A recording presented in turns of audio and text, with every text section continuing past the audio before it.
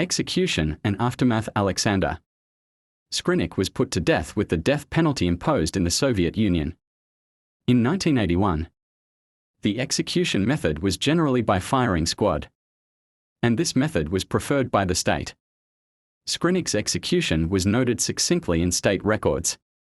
It was completely hidden from the public. Even his burial place was kept secret, which is an important indicator of how well the Soviets covered up serial killer stories. Even today, it is not known where his grave is, and this uncertainty has turned into a legend about his immortality. Skrinik's legacy and its impact on modern societies. Alexander Skrinik's story was condemned to be forgotten as a product of the closed structure and censorship policies of the Soviet Union. However, modern historians, psychologists and crime investigators are trying to reveal the facts of this dark period by bringing his case to the agenda again. Skrinik is not only a murderer, but also a figure that symbolizes the frightening face of totalitarian regimes.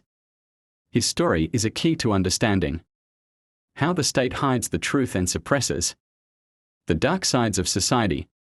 Sociological reflections of the serial killer phenomenon in Soviet society. Serial killers often represent society's darkest, most repressed fears. In a closed and controlling regime like the Soviet Union, these fears would become facts that were hidden and not wanted to be accepted by the system. The case of Alexander Skrinik is a concrete example of the spiritual and social tensions that Soviet society faced during this period.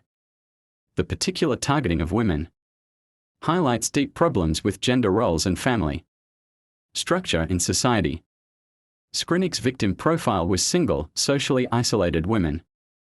This situation reveals the weakness of the protection mechanisms of Soviet society, especially against disadvantaged groups.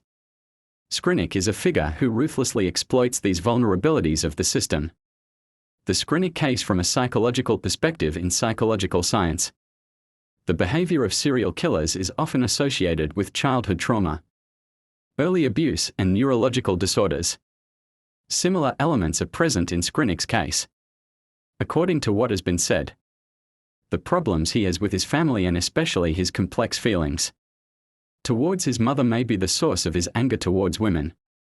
Brain examinations, disorders in frontal lobe activities and deficiencies in empathy centers support his psychopathic personality traits.